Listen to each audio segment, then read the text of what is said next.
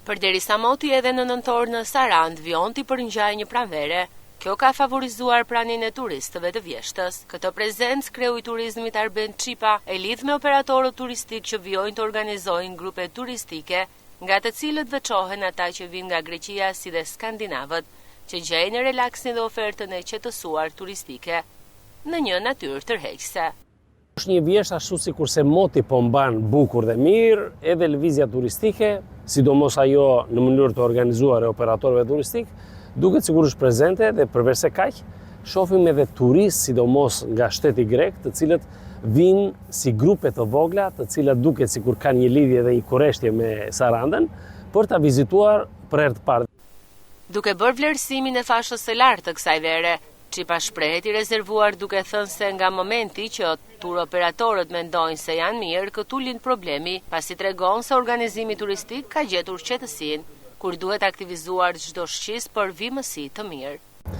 Në momentin që gjithë ne operatorët, individët, hotelierët e tjera, shprehemi dhe themi ishim mirë si vjet, nga ky moment duhet filluar kujdesi.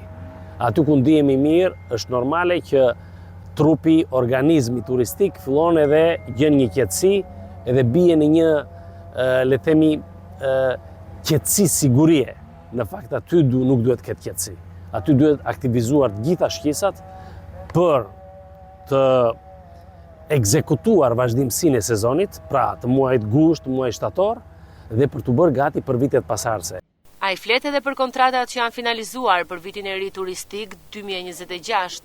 Kontratat për vitin pasardhës, pra për 26-ën, në këtë moment janë finalizuar, duket sikur situata do të jetë e njëjta me 2025-ën, por për turistat e pavarur, gjykoj edhe nga konsultimet që kemi dhe komunikimet me gjithë operatorët e tjerë, duket sikur kemi hyrë në një fazë ku klientela ka ndryshuar pa e kuptuar.